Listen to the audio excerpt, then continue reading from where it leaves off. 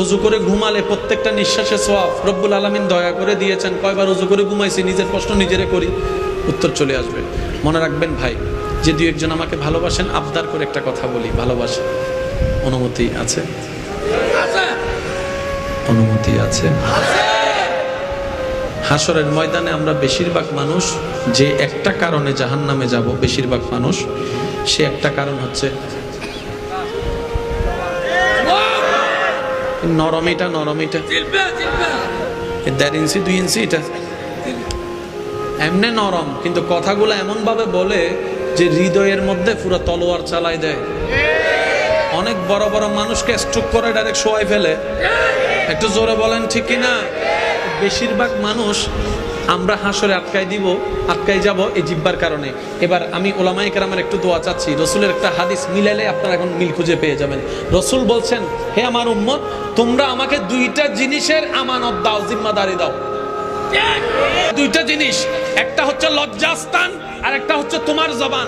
নবী বলে এই দুইটা হেফাজতের জিম্মাদারি যে আমাকে দিবে গ্যারান্টি, ইয়া রাসূলুল্লাহ আমি এগুলোকে হেফাজত করব, তাকে জান্নাতের গ্যারান্টি আমি নবী রাহমাতুল লিল আলামিন দিয়ে দেব। হাজারবার শোনা হাদিস, হয়তো বুঝার চেষ্টা কখনো করি নাই। জোরে বলেন ঠিক কিনা?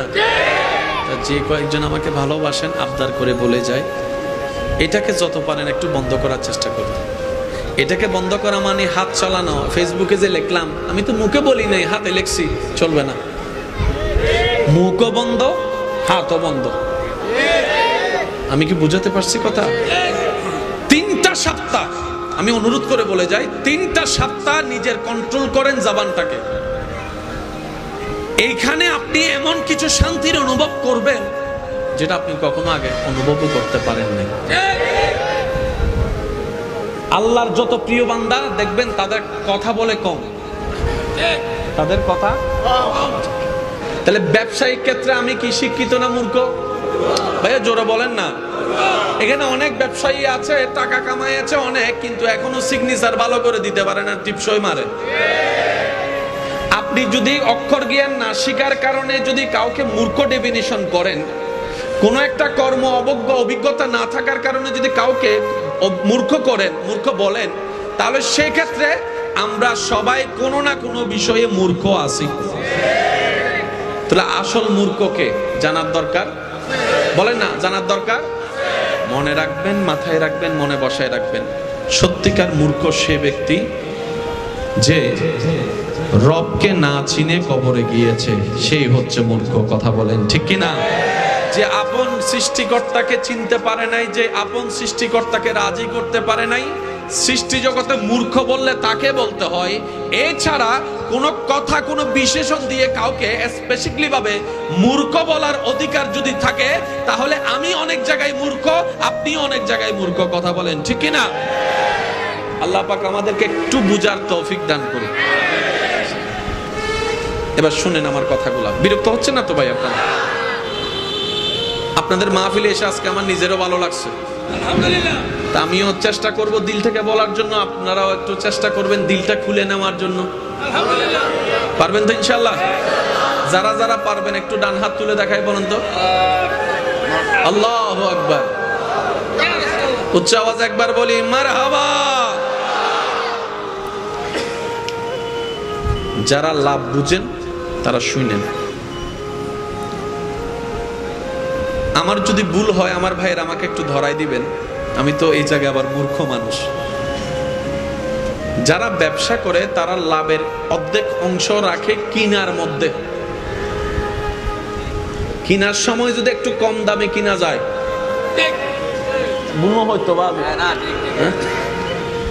কিনার সময় যদি প্রোডাক্টটা একটু কম দামে কিনা পাওয়া যায় রেঞ্জে, তাহলে মোটামুটি লাভটা একটু, বলেন না, লাভটা একটু এক।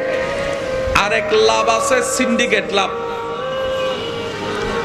বাজারে চাহিদা হচ্ছে 100 জন নেনেওয়ালা, আমি ধরে রাখলাম। মার্কেট আউট হওয়ার পরে আমি সেটা 10 টাকার মাল 30 টাকা দিলেও মানুষ কিনবে সে আশায়। মনে রাখবেন এটা হারাম, এটা হারাম, এটা হারাম। জোরে বলেন, জোরে বলেন। কেন হারাম সেটা একটু বুঝে নি। যে জিনিসটা, এই যে যতগুলা ফল এখানে আছে, এগুলো কি দোকানদারে বানিয়েছেন না আল্লাহ দিয়েছেন? এই প্যাঁচটা একটু বুঝবেন, দোকানদারে বানিয়েছেন না আল্লাহ দিয়েছেন? কাদের জন্য? জোরে বলেন, কাদের জন্য? রিজিক কত চমৎকার জিনিস দেখেন। আমার ভাইয়ের একটু, আমাকে দাদারা একটু সহযোগিতা করবেন। এখানে যতগুলা ফল আছে, বেশিরভাগ ফলের জন্ম হচ্ছে বাহিরের দেশে। ওই ফলটা যেটা আপনার নামে বরাদ্দ হয়েছে, 1000 মাইল দূরে একটা বাগানে কৃষক ফল গাছটা ফল লাগাইয়েছেন, আপেল হয়েছে। সে আপেলটা ওইখান থেকে ছিঁড়ে উনি কন্টেইনারে ভরে পাঠিয়ে দিয়েছেন। বাংলাদেশে এত জায়গায় থাকতে সেটা ফলমন্ডি হয়ে এই দোকানে এসেছেন। আপনিও এত দোকান বাদ দিয়ে সেই দোকানে গিয়েছেন যেখানে আপনার নামে ফল বরাদ্দ হওয়া আছে। আপনার নামে বরাদ্দ যে ফলটা, সেটা সবার চোখের সামনে দিয়ে থাকলেও ধরতে পারবে, একটু বলেন না রে ভাই, ধরতে পারবে